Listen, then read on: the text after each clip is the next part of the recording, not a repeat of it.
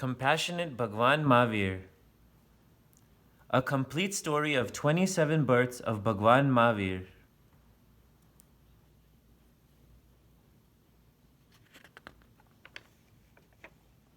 Compassionate Bhagwan Mahavir. The status of Thirthankar is the loftiest and greatest in this world. The soul attains this status after prolonged penances and other spiritual practices stretching to many reincarnations. How Bhagwan Mahavir attained this status is a long story of penances and spiritual practices of 27 lifetimes.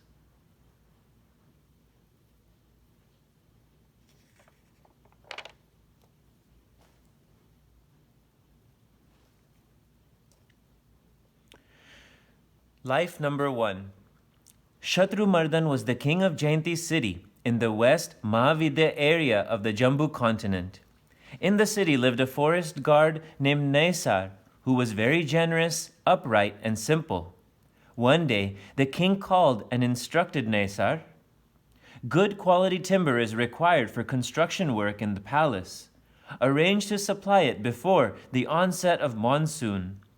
It will be done, sire. Naisar took hundreds of workers into the forest and started felling the trees. In the afternoon, Naisar instructed his servant, "The sun is high.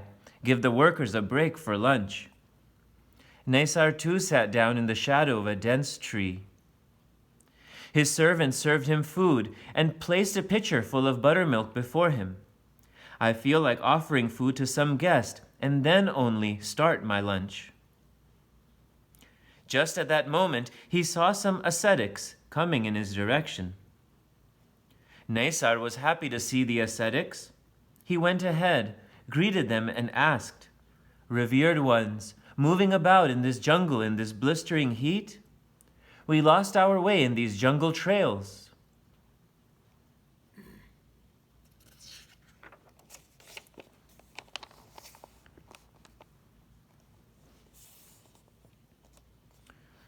"Revered ones, you look very tired, hungry, and thirsty. Pure food and buttermilk is available with me. Kindly honor me by accepting some of it." The ascetics ate the food.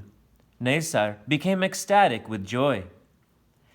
After eating and taking rest, the ascetics asked Naisar, "Bhadra, O worthy one, please show us the way out of this valley so that we reach the town before nightfall." Naisar accompanied the ascetics and went far.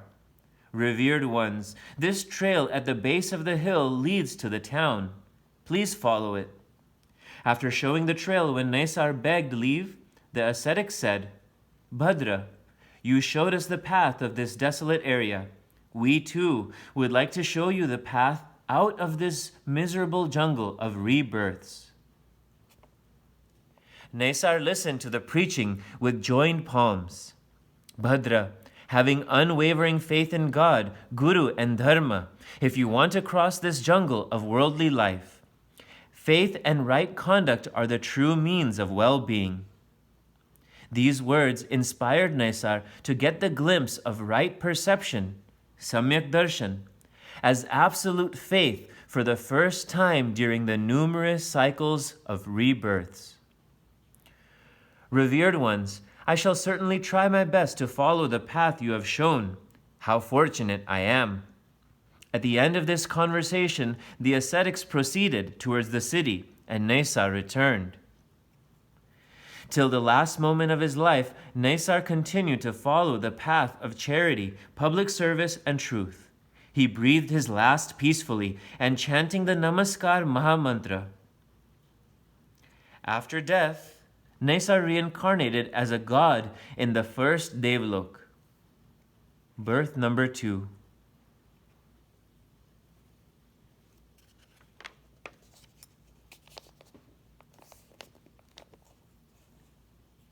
Birth number 3. After completing his age as a god, this being was born as the son of Emperor Bharat, the sovereign of Bharat Kshetra, and the son of Bhagwan Rishabdev. This boy is emitting strong radiation. As such, he should be named Marichi, which means rays. When he became young, one day Marichi went to the Samovasaran of Bhagwan Rishabdev with his father to listen to the discourse. The Samovasaran is the religious assembly of the Thirthankar. Only his life is meaningful who indulges in practices of penance and discipline and transcends into deep meditation. The words of Bhagwan Rishabdev filled Marichi with feelings of detachment. Bhagwan, feelings of detachment overwhelm me. I want to accept Diksha. Diksha is to get initiated formally as an ascetic or a sadhu. Bhagwan Rishabdev replied, "Do as it pleases you. Jahan suham devana pupya." Marichi became an ascetic and started the prescribed practices. Ascetic Marichi was wandering once. Summer season was at its hottest. The long and continued walking made him very tired. Distraught with hunger and thirst, he thought, "Oh, how harsh is this ascetic life! It is impossible to walk barefoot in these scorching land in this summer season. I am so hungry and my throat is dry with thirst. I cannot violate the codes of ascetic life. As such, I can neither eat these ripe fruits nor can I drink the water from these streams. What do I do?" The harsh vows and codes of ascetic life disturbed Marichi. He came out with a strange solution. "I will make amendments in these rules. This will allow me to avoid physical torture and still pursue the path of spiritual practices." Marichi changed his dress according to his convenience. He also started carrying an umbrella for protection from sun. He also started wearing wooden sandals. He moved around with Bhagwan Rishabdev, and standing at the gate of the Samovasaran, he started inspiring people to follow the right path.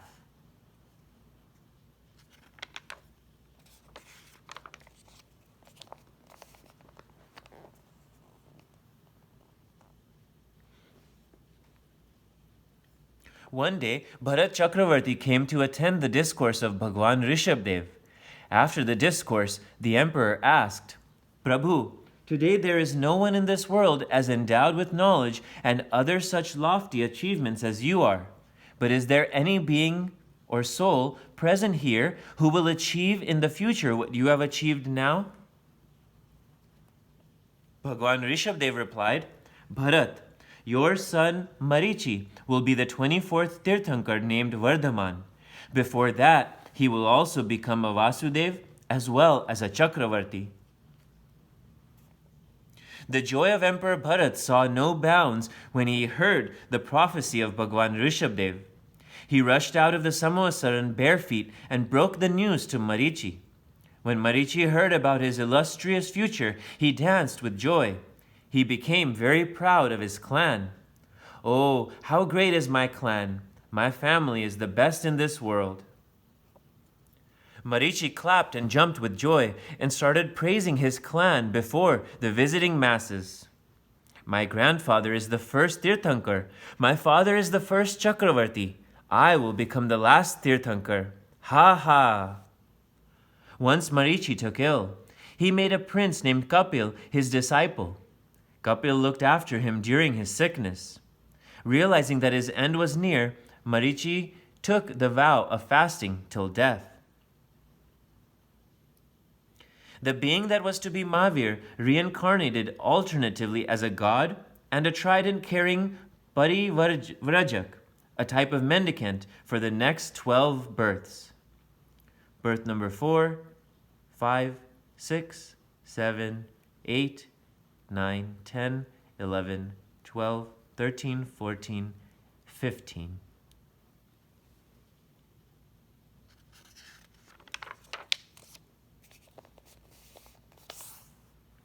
Birth number 16. In the 16th birth, this being was born as the son of the younger brother of King Vishwanandi of Rajgraha. He was named Vishwabhuti. One day Vishwabhuti was on a pleasure trip with his queens in the state garden.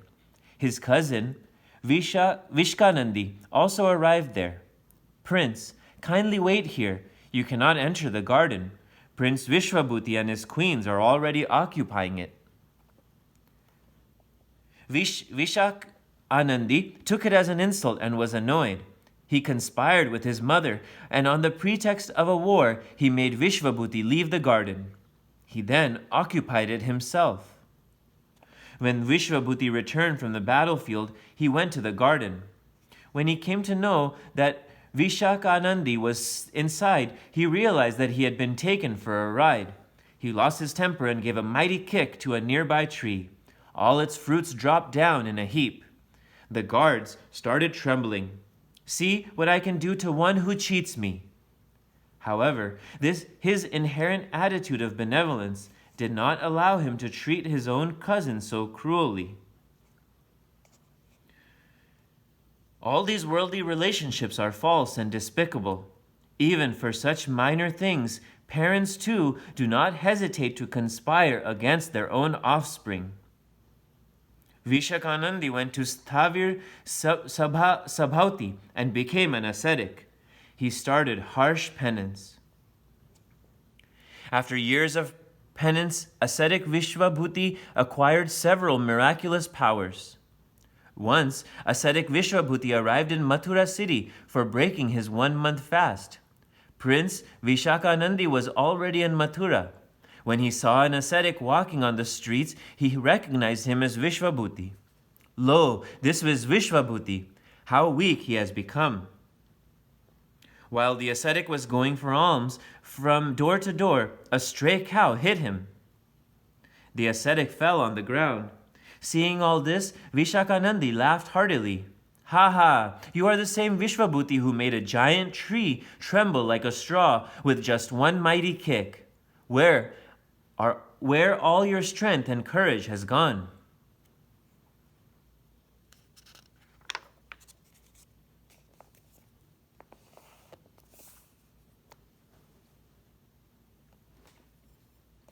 When the ascetic saw the person making fun of him was Vishakanandi, his suppressed anger erupted.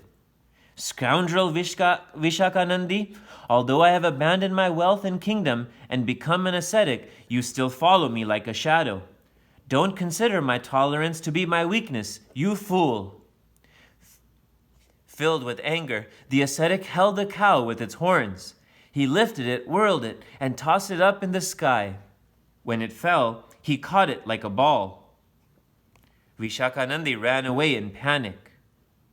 Disturbed by his insult, Vishwabhuti pronounced, If I am to get any fruit of all my penance, may I be born as a great and powerful king in my future reincarnation, so that I may take my revenge. Thus, Vishwabhuti uselessly wasted the achievements of years of penance. Completing his age, Vishwabhuti reincarnated as a god. Birth number 18.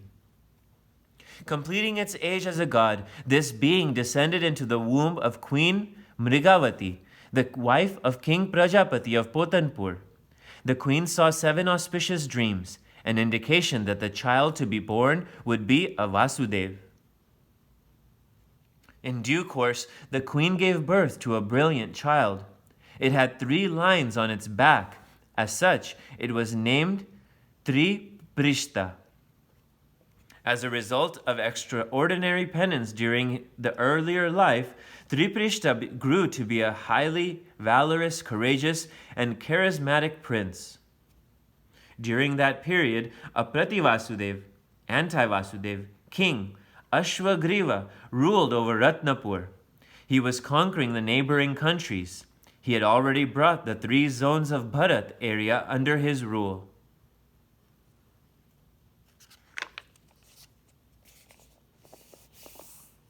When he heard about the strength and valor of Prince Triprishta, he became apprehensive. He called an astrologer and asked, Is there someone on this earth who is more powerful than me? Who can kill me and conquer my kingdom? The astrologer replied, Sire, the warrior who insults your power powerful emissary, Chandameg, and kills the ferocious lion of Tungagiri mountain, is the person who will slay you.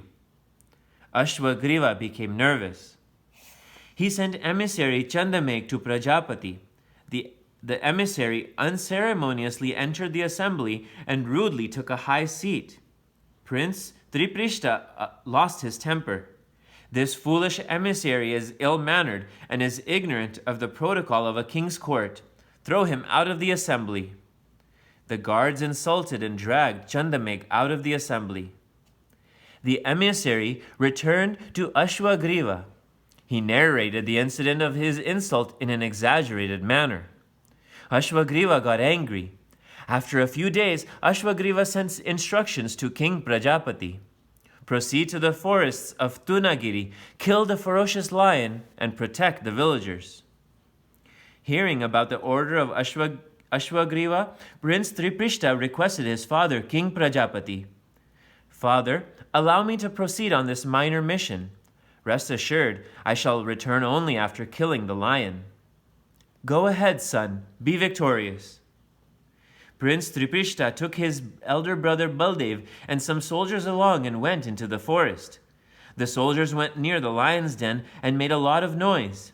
The sleeping lion got up, roared in anger, and pounced on the soldiers. "Help, help! Run! The lion will kill us!"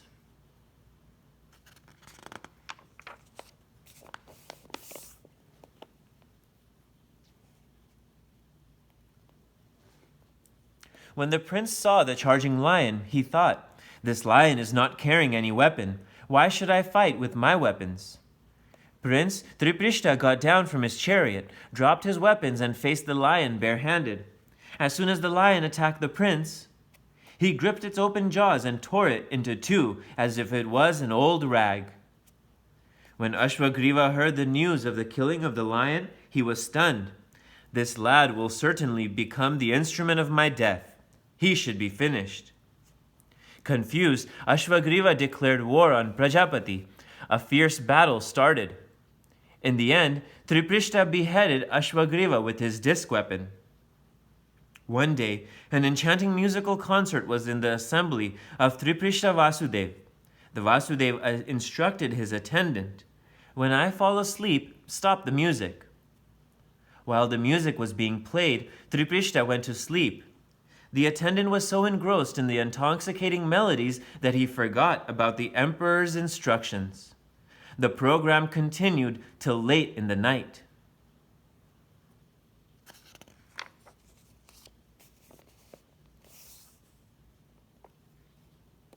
When Triprishta awoke, he found that the program still continued. He got irritated and, raising his voice, asked the attendant, "I had ordered you to stop music when I fell asleep. Why did you not follow the order?" "Pardon me, sire. I got so absorbed in the lifting music that I forgot everything." Triprishta Vasudev lost his temper. His ears like music more than his master's order. Take him away and pour molten lead in his ears. The guards poured molten lead in the ears of the bedchamber attendant. Squirming with excruciating pain, he died. This being later reincarnated as a cowherd and it hammered the nails in Bhagwan Mahavir's ears. We'll see this part of the story later. Triprishta Vasudev spent all his life enjoying mundane pleasures or fighting wars. After his death, he was reborn in the seventh hell. Birth number 19. In its 20th birth, the being that was to be Mahavir was born as a lion. In the 21st incarnation, it went to the fourth hell. And in the 22nd birth, it was born as Prince Vimal. In its 23rd incarnation, this being was born as son of King Dhananjay and Queen Dharini of Mukha town in the Mahavidya area. He was named Priyamitra. He was generous towards poor and compassionate towards birds and animals.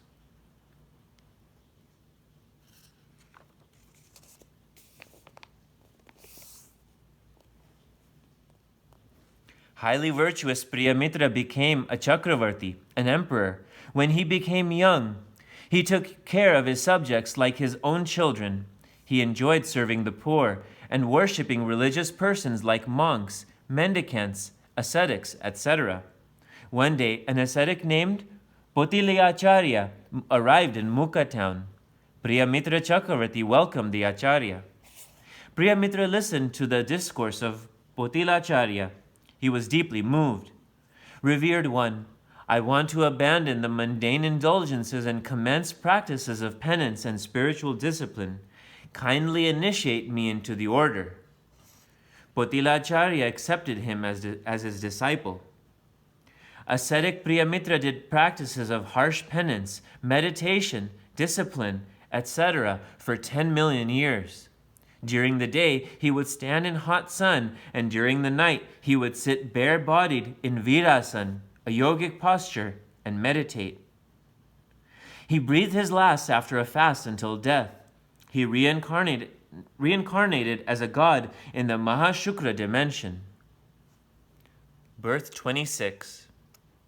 After completing its age in the Mahashukra dimension, this being was born as the son of King Jitashatru and Queen Bhadra of Raksha city in Bharat area. His name was Nandan. One day, when he saw the ever-changing hue and color of the evening atmosphere, he was overwhelmed with feelings of detachment. As the color of the evening sky is changing, every moment this life, its pleasures, indulgences, and span, too, are momentary. Prince Nandan became an ascetic. He spent all his time engrossed in meditation and penance. Ascetic Nandan did a harsh penance of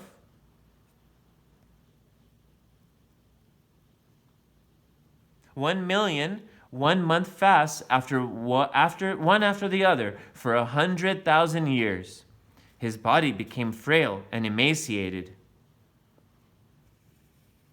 He acquired the Tirthankar Nam Karma by repeatedly doing 20 auspicious practices, Bistanak. He took the ultimate vow of a 60-day fast and breathed his last. He reincarnated as a god in the 10th dimension of gods.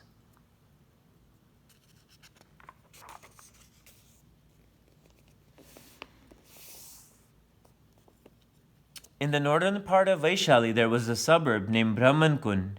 A rich Brahman named Rishabdat lived there with his wife Devananda. He was a devotee of Bhagwan Parshvanath. That being that was to be Bhagwan Mahavir descended into the womb of Devananda after completing its age in the 10th dimension of gods. That night, Devananda saw 14 auspicious great dreams. After 82 days of this descent, the king of Sudharma, dimension of gods, perceived through his avdignan, extrasensory perception of the physical dimension, that the last Tirthankar is in the womb of Mother Devananda. After this, the Indra thought, a Tirthankar always takes birth in a Kshatriya, warrior family or clan. What a surprise! The future Tirthankar has been conceived in a Brahmin family. Realizing about his duty in such a situation, the Indra summoned his commander, Harinya Gameshi. Harinya Gameshi, please go and transplant the fetus of the future Tirthankar from the womb of Devananda Brahmani to the womb of Queen Trishla. Hiran Gameshi carried out Indra's order.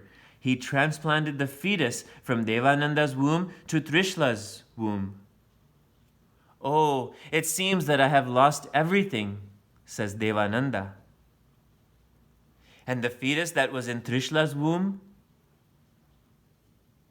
came from Devananda's womb.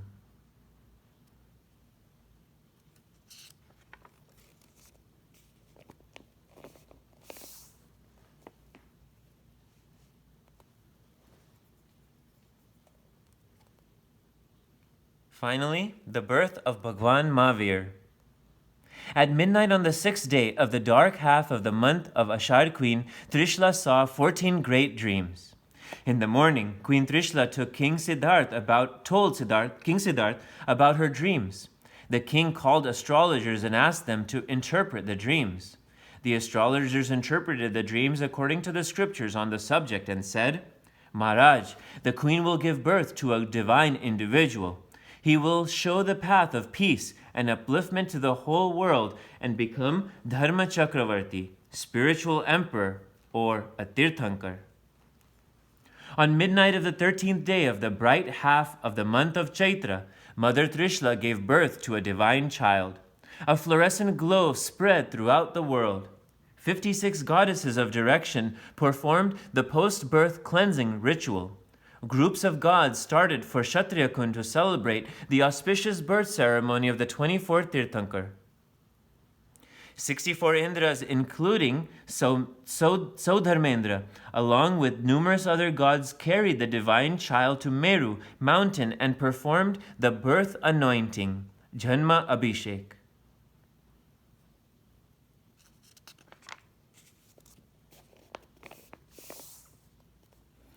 In the morning, when rays of light appeared on the horizon, slave girl Priyavada came to King Siddharth with the news. Greetings, Maharaj. The queen has given birth to a blessed son. Overflowing with joy, the king gifted his necklace to the slave girl and said, On this happy occasion, I grant you freedom from slavery.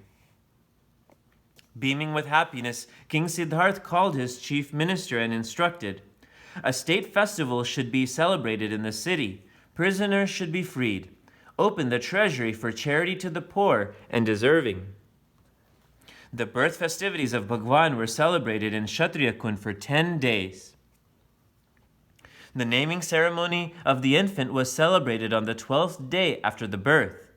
Since the day this child was conceived by Trishla, there has been a continuous increase of happiness, prosperity, fame, and goodwill in our kingdom. Thus, this boy be named Vardhaman, ever increasing. Prince Vardhaman was very brave and courageous since his childhood. He was highly accomplished in all the 64 arts, including wrestling, horse riding, etc. One day in the assembly of gods, Indra said in praise of Prince Vardhaman, Today there is no one in the world who is more brave and valorous than Prince Vardhaman. One of the gods did not like these words of praise. He left his abode to come to earth to test young Vardhaman.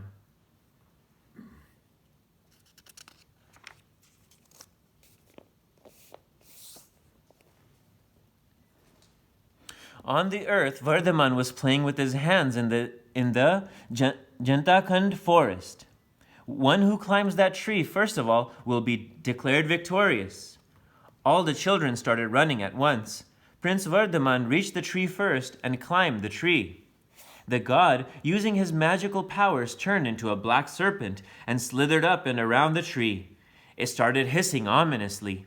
Run, run, the black cobra is hissing. Vardhaman jumped down the tree.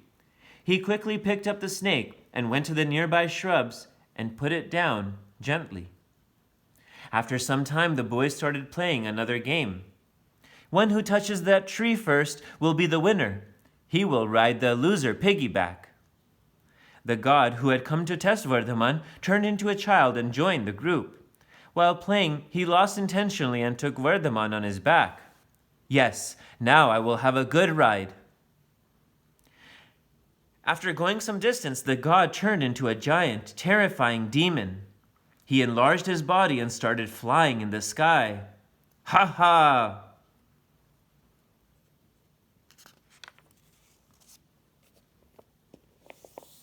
When that god did not stop, Prince Vardhaman gave it a mighty blow with his closed fist at the god's shoulder. Oh, I will die. Crying in pain, the god at once appeared in its true form and begged Vardhaman's pardon. I came to test your courage. You are not brave, but very brave. Mahavir. By that time, the other children fetched elders from the village.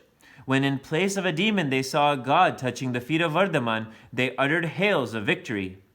This boy is brave among braves. He is Mahavir. Victory be to Mahavir Vardhaman. Since that day, Vardhaman became popularly known as Mahavir. When Vardhaman became a youth, his parents one day said, "Son, even if you have no desire to marry, you should do so in order to fulfill our wishes." Forced by his parents, Mahavir married Yashoda, the daughter of King Samarvir. By the time Mahavir became 28 years old, his father, King Siddharth, and mother, Queen Trishla, had expired. Now I should take Diksha and follow the harsh path of penance and discipline. Prince Vardhaman approached his elder brother Nandivardhan to seek permission. When Nandivardhan heard about Diksha, he became sad. "Brother, I have not yet been able to overcome the shock of the death of our parents. If you two go away, who will give me support?"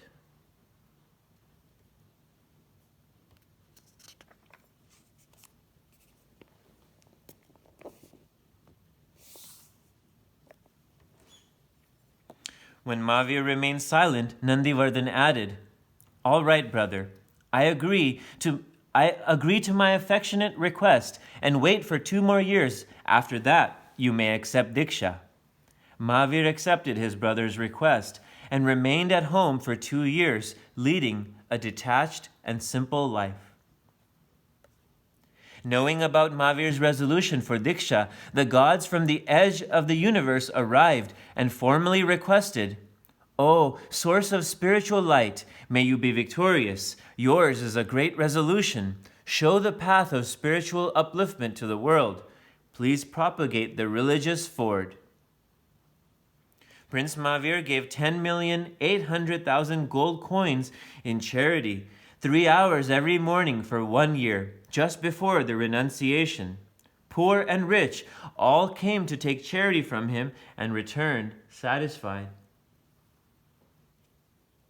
At the end of 2 years, on the 10th day of the dark half of the month of Magshir, Prince Vardhaman, riding the Chandraprabha palanquin, left for the great renunciation. So Dharmendra and numerous other gods and goddesses, as well as thousands of men and women, joined the large procession. The great procession arrived in the Jantakhand garden outside the town. The palanquin was placed near an ashok tree. One after the other, Vardhaman put off all his costly ornaments and garments.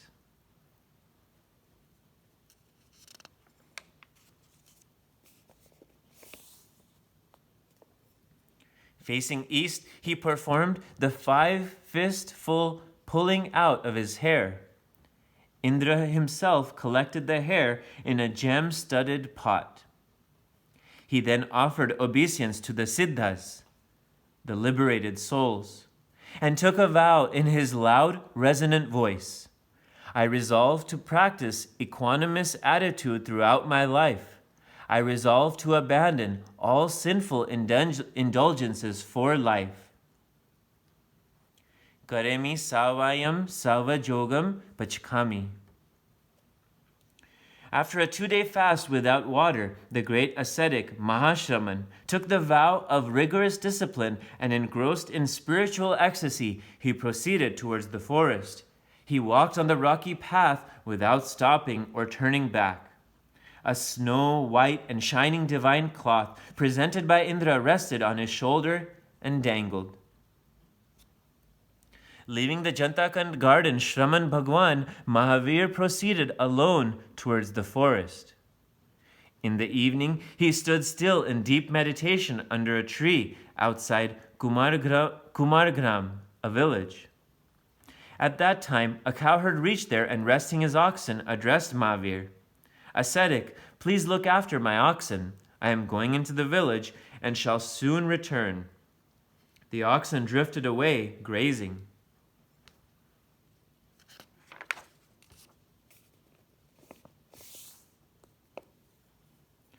When the cowherd returned from the village, he found the oxen missing. He asked Mahavir, "Where are my oxen?"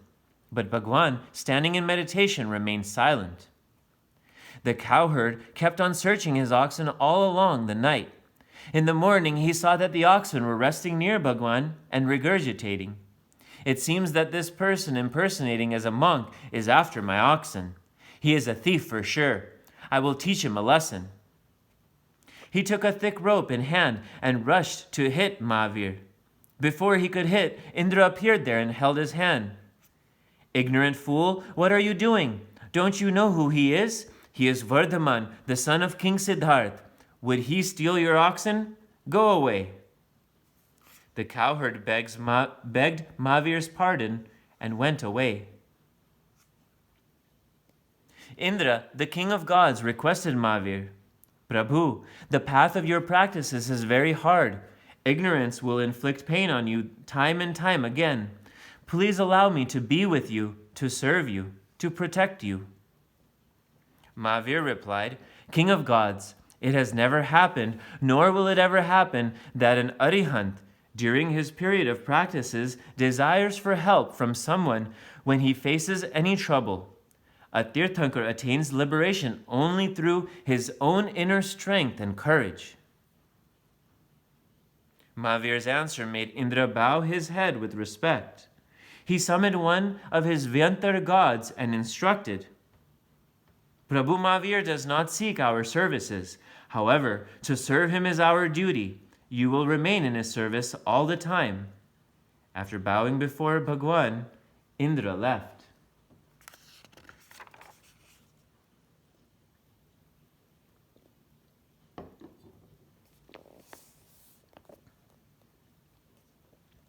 At the time of accepting Diksha, fragrant pastes like that of sandalwood were applied on Mahavir's body. Attracted by this pleasant odor, bumblebees would crawl on his body. The sting of these insects failed to disturb him. Engrossed in meditation, Mahavir tolerated the pain with equanimity. When Mahavir was doing the year-long charity, a poor Brahmin, Som Sharma, was away from the town. When he returned, his wife said, How unlucky you are! When Bhagwan was giving charity, you were away. Even now, go to him. He will certainly remove our poverty. Som Sharma set out in the direction Mahavir had gone. When he reached him, he submitted, O ocean of compassion, you are benevolent. Kindly remove my poverty. Give me something. Mahavir only had his divine cloth with him. He tore it into two and gave one piece to Som Sharma. Som Sharma took the piece of cloth to a mender. What price would I get for this? If you get the other half, it could be sold for 100,000 golds. We will share the amount equally. Som Sharma followed Mahavir for many days and finally got the remaining half of the divine cloth. He got the two pieces mended into one and sold it to King Nandivardhan for 100,000 golds. One day, Mahavir was standing in meditation in ruins of some old building. A young couple came there in search of solitude. When they saw Mahavir standing there, they started shouting abuses and throwing stones at him. Mahavir was wounded. Hey, who are you? Why are you standing here? Go away, get out from this place. Mahavir silently left the place. In freezing cold, he went under a tree and resumed his meditation. When monsoon season approached, Mahavir went into a hermitage. When the director of that hermitage recognized Mahavir, he insisted, Welcome, son of Siddharth, Prince Ascetic. You should stay in one of the cottages in the hermitage and continue your spiritual practices.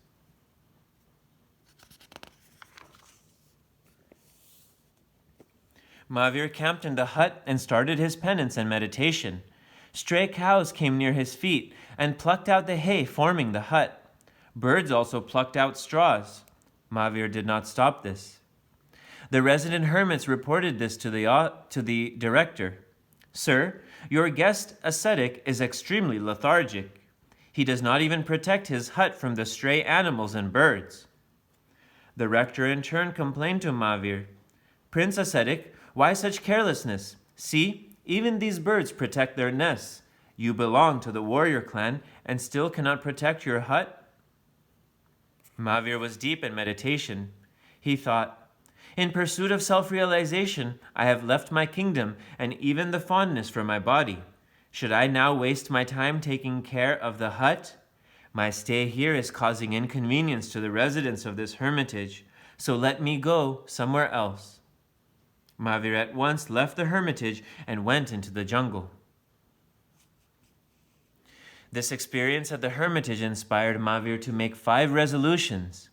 I will never stay at a place where I am unwanted, spend most of my time in meditation, remain silent, accept food only in my palms, and not keep contact with householders. Proceeding further, Mahavir arrived at ruins of an old temple.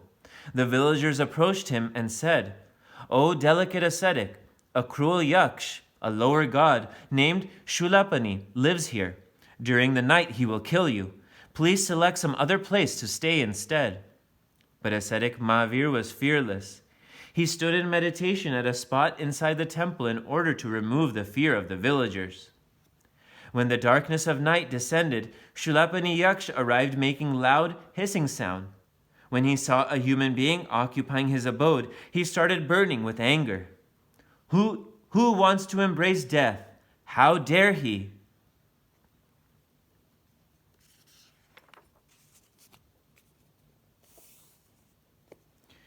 And he tried to instill fear in Mahavir's mind by taking horrifying forms of lion, elephant, ghost, snake, etc.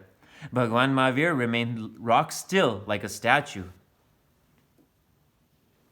Till the end of the 3rd quarter of the night, Shulapani continued the afflictions and became tired in the end.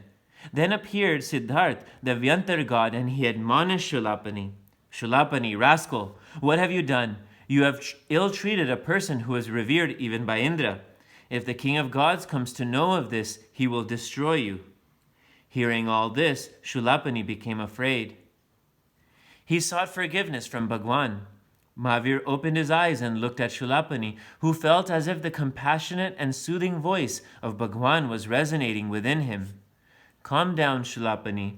You will get inner peace only when you throw out the poison of cruelty and hatred." Shulapani bowed at the feet of Bhagwan. Mahavir caused the spring of compassion to flow from the rock of cruelty in the mind of the Yaksh. He started worshipping Mahavir. In the morning, curious villagers peeped in. "Oh, the cruel Yaksh is worshipping him. What a surprise, the ascetic is still alive." All the villagers gathered and started worshipping Mahavir. Leaving Astik village, Mahavir proceeded towards a dense but forlorn jungle. Some cowherds called him to come back. "Ascetic, please don't go in that direction. There lives a venomous black cobra. Even its gaze is poisonous. It is very dangerous. It will not allow you to live." Even after hearing the warning from the cowherds, Mahavir did not stop. He kept on walking. "Today I shall make this poisonous snake drink the ambrosia of forgiveness."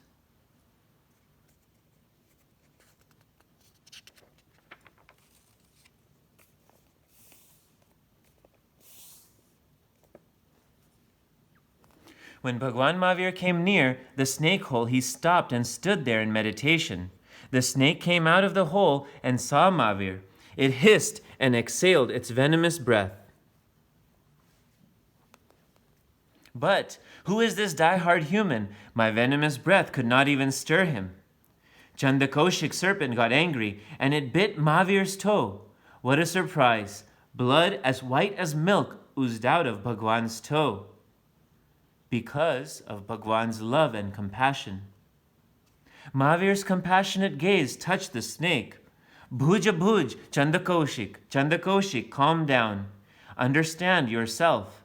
This extreme anger has been the cause of your downfall for one lifetime after another."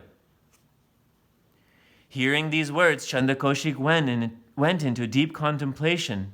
It remembered its earlier birth. 2 births earlier, it was a Shraman ascetic. Once, he was going to beg for his breakfast after a month-long fast. A small frog was crushed under his feet. His disciple asked him to atone for his deed. He became very angry. In the evening, the disciple again reminded him. He ran after the disciple angrily to hit him. In the dark building, he collided with a pillar, broke his head, and died on the spot. As a result of dying with feelings of acute anger, he reincarnated as a very short-tempered Brahmin. Once, some princes came in the garden to pluck flowers. Chandakoshik ran after them with an axe in his hand. He stumbled and fell down on a large ditch. The axe in his hand split his head and he died. Once again, due to deeply ingrained feelings of anger, he reincarnated as a venomous snake. Oh, this excessive anger has spoiled so many of my lifetimes. I will never be angry again. Chandakoshik bowed its hood and sought forgiveness from Bhagwan. Pardon me, O incarnation of forgiveness. In return of my gift of poison, you have given me the ambrosia of knowledge and reformed me. Chandakoshik's serpent took the vow of fasting till the death at the feet of Bhagwan Mahavir.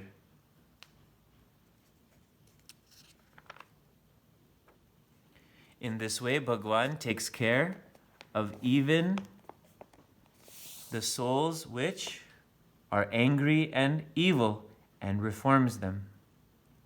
One day, Bhagwan Mahavir was crossing the Ganga river on a boat. A serpent god named Sudanshatra saw him. Yes, this is Shraman Mahavir, who in his earlier birth was Triprishta Vasudev. When I was a lion, it was he who tore me apart and killed me. Today I will certainly take my revenge. Recalling the animosity from earlier birth, the serpent god became mad with anger. He created a storm. The boat became unstable and went up and down in the waves. The passengers started crying in distress. Bhagwan Mahavir was sitting undisturbed in meditation. The passengers joined their palms and called for his help. Prabhu, today only you can save us. Please bring us out of this predicament. Just then, two other serpent gods named Kambal and Sambal were passing from there. When they watched this scene from the sky, they admonished Sudanshatra, "Ignorant rascal, on whom you are inflicting this pain. He is the ocean of compassion. He is the one who will show the path of salvation to the world." Hearing this, Sudanshatra ran away. Kambal Sambal gods helped the boat reach the banks of the Ganga. The passengers bowed before Bhagwan Mahavir. Prabhu, with your blessings alone, we have been saved today.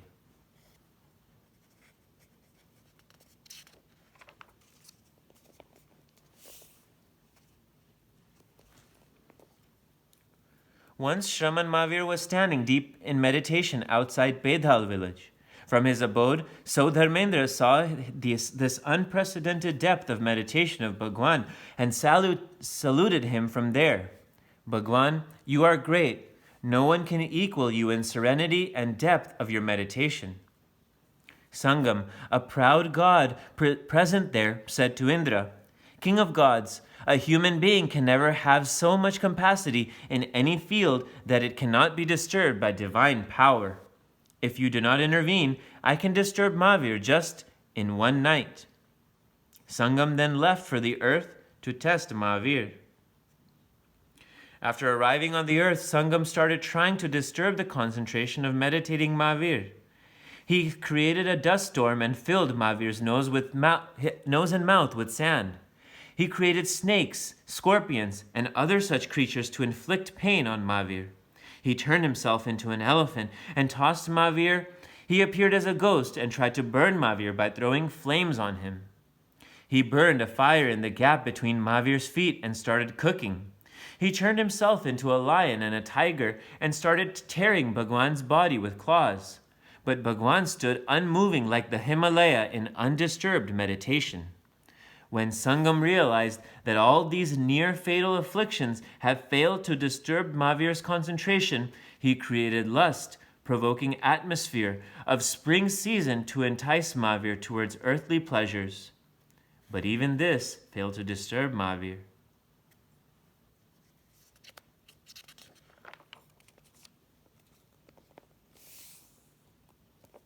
Sangam threw a giant wheel weighing thousands of tons over the head of Mahavir. It would crush even Meru mountain. Under the weight of this wheel, Bhagwan was pushed into the earth up to his knees. Bhagwan shifted back to the ground level by force of his inner strength and continued his undisturbed meditation. Sangam continued to torture Bhagwan for 6 months. In the end, he conceded defeat and bowed at the feet of Bhagwan Mahavir. O great man, I have taken very hard test of your patience and equanimity. I failed to disturb even a tiny hair on your body. I concede my defeat and beg your leave. Dejected, Sangam left for his abode. When Mahavir saw Sangam departing, his eyes became wet. He thought, I had taken a vow to work towards upliftment and salvation of the world, but Sangam has acquired deep and evil karmas in order to test me. He has turned the means of upliftment into the means of downfall for himself. At this incident, Mahavir moved towards Kaushambi city. During the 12th year of his spiritual practices, Bhagwan Mahavir made an almost impossible resolution while he was meditating in a garden in Kaushambi city. I will accept alms for breaking my fast only from a pious princess who has been sold as a slave, and that too only if her limbs are shackled. Her head has been shaved, she has not eaten for 3 days, and at midday she is sitting on the threshold with one leg inside and the other outside. She has a basket with dry pulse balls in her hand. She has a smile on her face and tears in her eyes. After this resolution, he spent 5 months and 15 days going around the town for alms every day. The conditions of his resolution were not fulfilled, and so he did not eat anything. Around that time, King Shatanik, the ruler of Kaushambi, suddenly attacked Champa city. His army plundered Champa. A charioteer kidnapped Queen Dharini and Princess Vasumati. To save her honor, the queen committed suicide.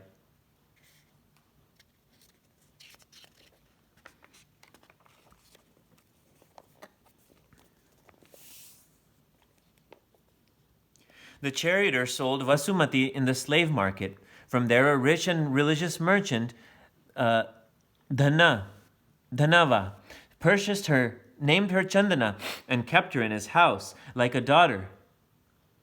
But his jealous wife one day got her head shaved, shackled her limbs, and put her in a cellar. When the merchant found this, he rescued Chandana. Daughter, you have not taken any food for the last 3 days.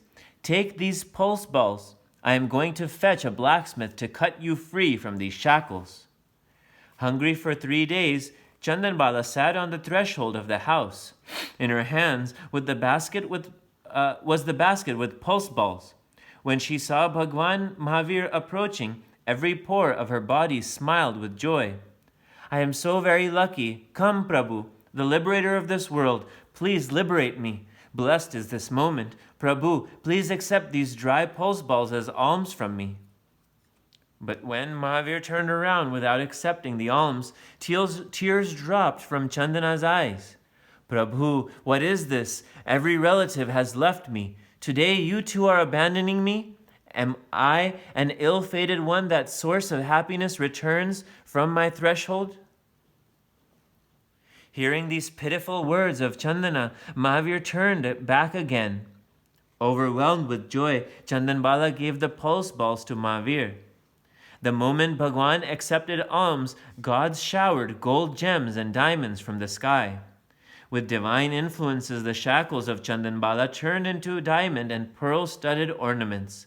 Her body was covered in rich and beautiful dress. Hearing about the fulfillment of Bhagwan Mahavir's resolution, King Shatanik and Queen Mrigavati also arrived there. They asked Chandanbala to come to the palace, but Chandanbala declined. She remained there waiting for the opportunity to accept Diksha from Bhagwan Mahavir.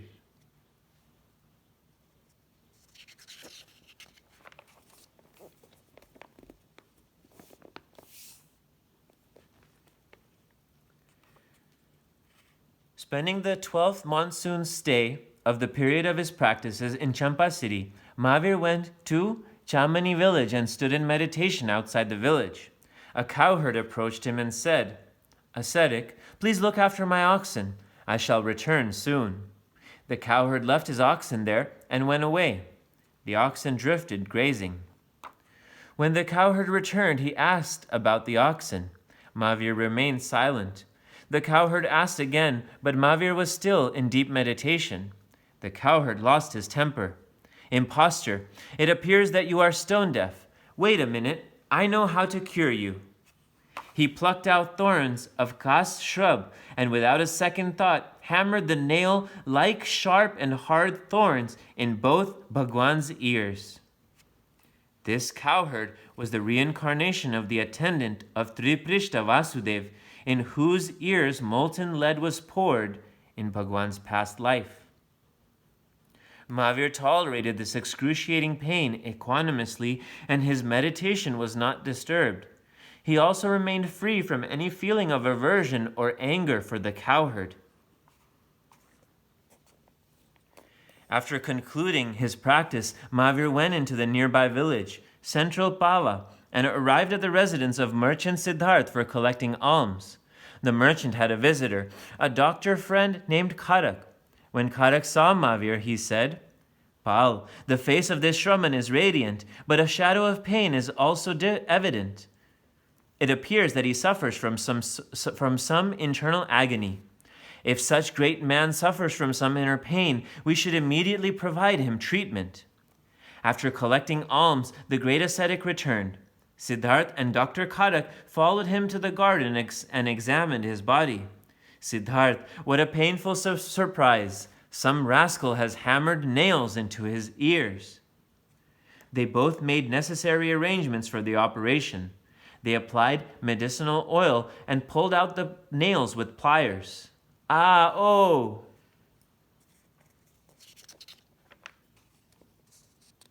Bhagwan lets out a scream of pain. More than 12 years passed since Mahavir had started doing vigorous penance and other spiritual practices. He arrived at the banks of Rijubaluka River near Jrimbak village. After a 2-day fast without water, he sat in the Godasan under a sal tree and started deep meditation. On the 10th day of the bright half of the moon of Vaishak, when the moon entered the Uttar Falgun lunar mansion in the evening, he acquired Keval Gnan and Keval Darshan. He attained the status of Arihant and became endowed with many superlatives and the 8 divine insignias. Innumerable gods and goddesses arrived to celebrate the occasion of his becoming omniscient. The gods created this divine religious pavilion, Samvasaran. Mahavir gave his first religious discourse. This world is the source of misery. It is the perpetuator of miseries. Do not cause pain to any being through mind, speech, or action. After acquiring Keval Gnan, Bhagwan Mahavir arrived in the Mahasen garden near Pavapuri. In this town, a Brahmin named Somil was performing a great yagna, Vedic ritual. For this, he had invited the great Vedic scholar Indrabhuti Gautam and 10 other Brahmin scholars with their disciples. Om Namah Shivaya. Groups of gods were descending from the sky and coming towards Mahasen garden to behold Bhagwan Mahavir. When Indrabhuti Gautam saw them, he uttered with pride, "See the effect of our yagna. Drawn by our mantras, gods are coming to attend the ceremonies." But the gods did not come to the yagna pavilion. Instead, they went to the Samvasaran of Bhagwan Mahavir.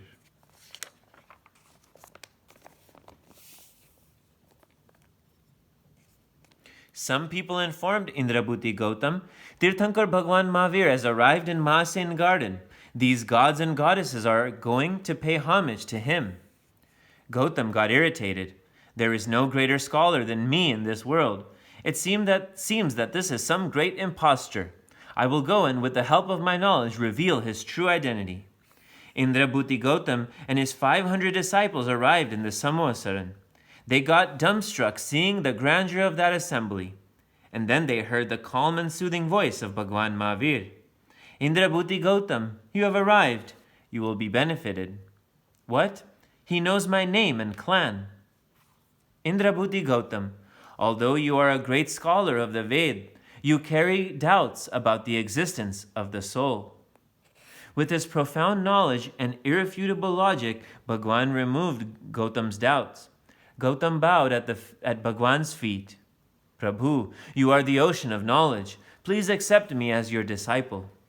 He at once accepted Diksha along with his 500 disciples and became the first and the senior most of the chief disciples, the Gandhars. When the remaining 10 great scholars heard this news of Gautam's initiation, they also came to Mahavir. When their doubts were removed, they also accepted Diksha along with all their 4,400 disciples. Princess Chandanbala also accepted Diksha.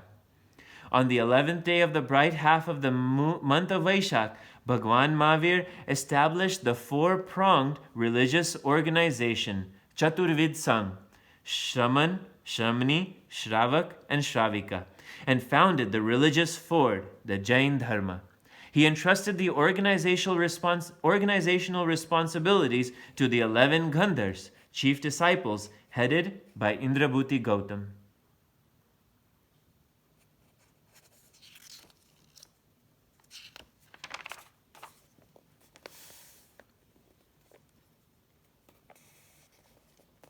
Once during the summer season, Mahavir was moving towards the Sindhu country. On the way, he saw a farmer, while plowing his field, was beating the oxen. Mahavir asked Gautam, Gautam, see how cruelly that ignorant farmer is beating the old oxen. Go and preach to him. Gautam went near the farmer and said, Brother, please do not beat these old oxen so much. Does it not cause pain? Indeed, it is painful, but I am a poor farmer. If I do not till my field, I shall die of hunger. I have no money to buy another pair. Gautam lovingly explained the importance of compassion. The affection-filled voice and compassionate bearing of Gautam swept the farmer. He said, Maharaj, when I look at you, I feel as if I should remain in your company and never cause pain to any being. Would you accept me as your disciple? Gautam replied, Brother, why not? See, there stands my guru. We shall go to him. Gautam initiated that farmer as his disciple. Gautam took the new disciple to Mahavir. Brother, he is our guru. Great emperors, Indras, gods, all bow at his feet. You should also do that. When the new disciple looked at Mahavir, he started trembling with fear. No, I shall not go near him. Brother, he is our religious leader. Don't be afraid of him. The new disciple uttered, Sorry, Guruji, if he is your guru, let him be your guru only. I do not need one. And he at once ran away into the jungle.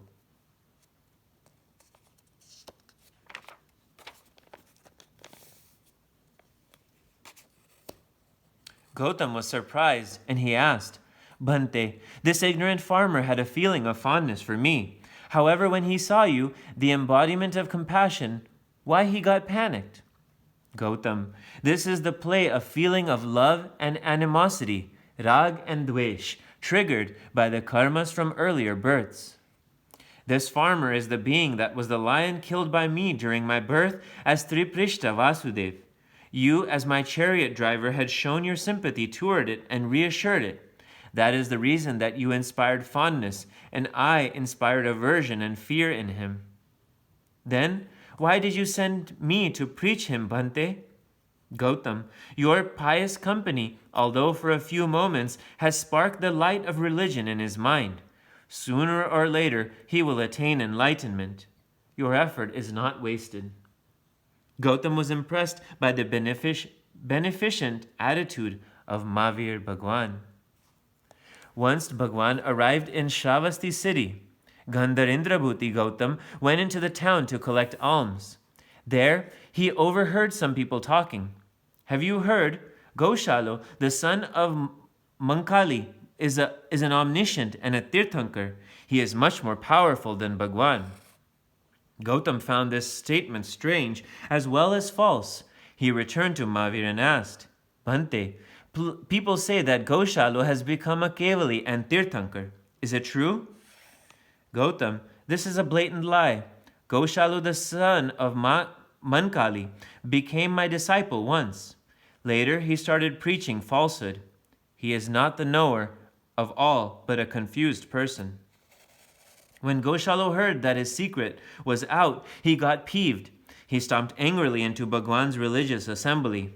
O Kashyap, you are spreading false rumors about me. I am not Goshalu, the son of Mankali. He is dead. I have entered his body. I am in fact Uday of Kondayan clan.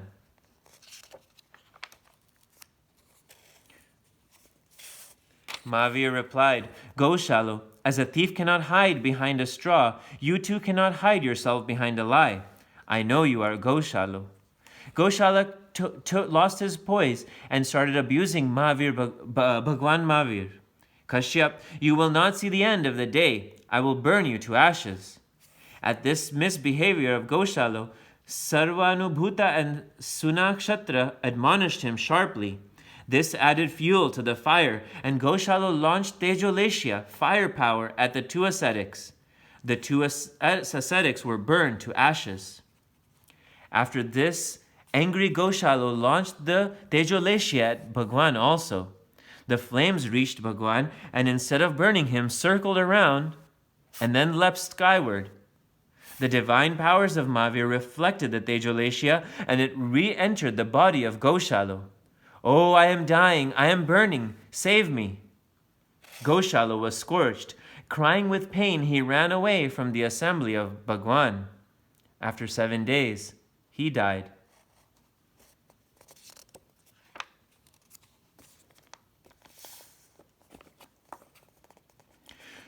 Bhagwan's discourses were in the common man's language.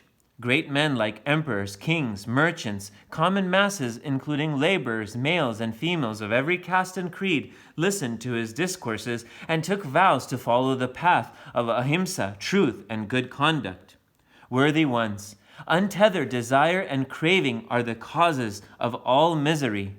If you want control over your desires, adopt equality and fraternity in your behavior with all living beings.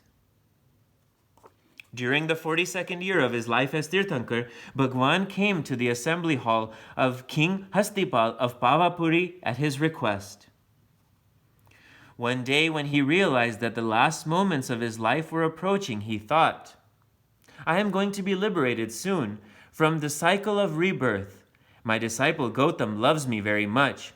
He will not be able to tolerate the shock of separation when I attain Nirvana.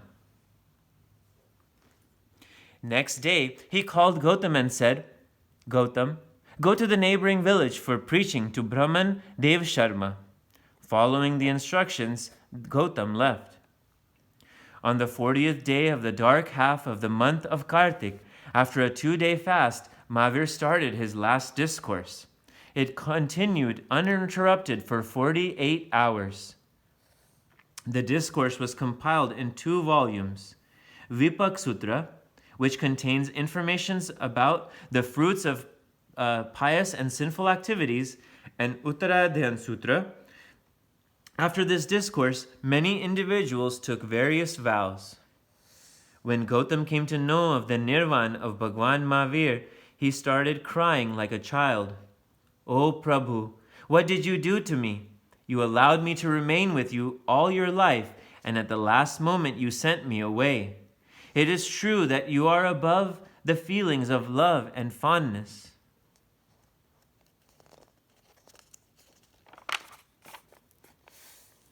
After some time, Gautam composed himself. Oh, in fact, Prabhu sent me away in order to break the shackles of my attachment with him. Lost in these contemplations, Gautam transcended into deep meditation. By morning, he had shed all the destructive karmas and attained Keval Gnan. It was a moonless night when Bhagwan attained Nirvana. Gods tried to dispel the darkness with the help of gems, and the humans by burning candles. That was the beginning of Diwali, or the Festival of Lights.